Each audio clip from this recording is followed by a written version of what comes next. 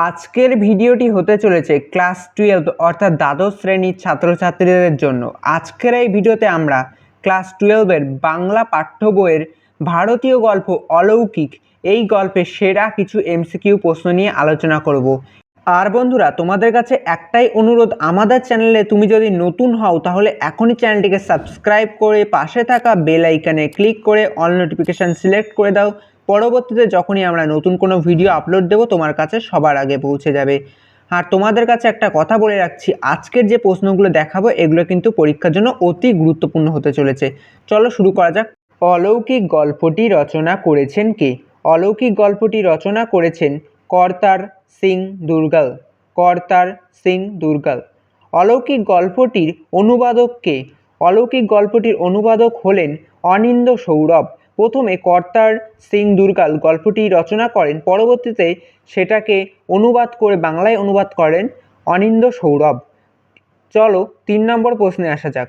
3 নম্বর প্রশ্নটি হচ্ছে, কর্তার সিং দুর্গাল হলেন একজন ড্যাশ সাহিত্যিক। কর্তার সিং দুর্গাল হলেন একজন পাঞ্জাবি সাহিত্যিক।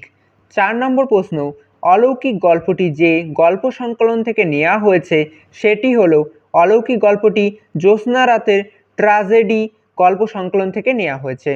নেক্সট 5 নম্বরে আসা যাক। 5 নম্বর প্রশ্ন, অলৌকিক গল্পের গুরু নানক তার শিষ্যদের নিয়ে কোথায় গিয়েছিলেন? হাসান আবদালের জঙ্গলে। এরপর 6 নম্বর প্রশ্ন যেটা হচ্ছে, বলি কান্দারি ছিলেন একজন, বলি কান্দারি ছিলেন কি? বলি কান্দারি ছিলেন একজন দরবেশ।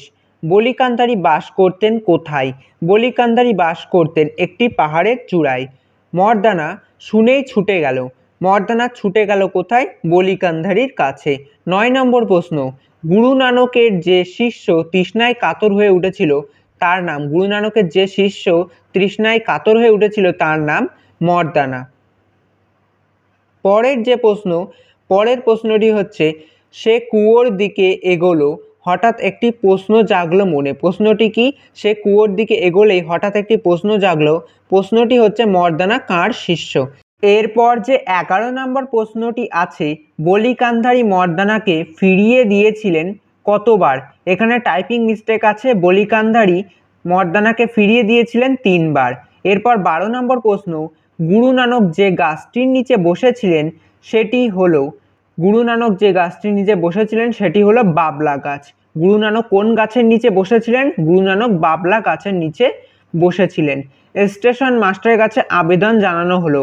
আবেদনটি কি? আবেদনটি হলো ট্রেন থামানোর জন্য। স্টেশন মাস্টারের কাছে আবেদন জানানো হয়েছিল। আবেদনটি হলো ট্রেন থামাবার জন্য। সেই শহর দিয়ে খিদে তেষ্টায় কাতর কয়েদিদের ট্রেন যাবে? এ হতে পারে না, কারণ এই শহরে গুরু নানক তেষ্টা মিটিয়েছিলেন।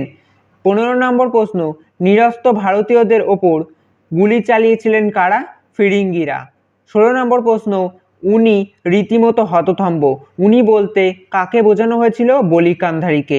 আমাদের আজকের অন্তিম প্রশ্ন ছিল 16 নম্বর প্রশ্ন। তো বন্ধুরা, আজকের যে এমসিকিউ প্রশ্ন তোমাদের সাথে শেয়ার করলাম, ভিডিওটি কেমন লাগলো কমেন্ট করে জানিও। আর তোমাদের কাছে বারবার অনুরোধ, এই প্রশ্নগুলো তোমরা ভালোভাবে পরীক্ষার সময় দেখে যাবে। আর বন্ধুরা, তোমরা এটাও কমেন্ট করে জানাও যে অলৌকিক গল্পের বড় প্রশ্নের নোটস পেতে চাও কিনা। যদি পেতে চাও তাহলে অবশ্যই চ্যানেলটিকে সাবস্ক্রাইব করে কমেন্ট করো। তো আজকের ভিডিওটি ছিল এই পর্যন্ত। পরের ভিডিওতে আবার তোমাদের সাথে দেখা হচ্ছে। ধন্যবাদ।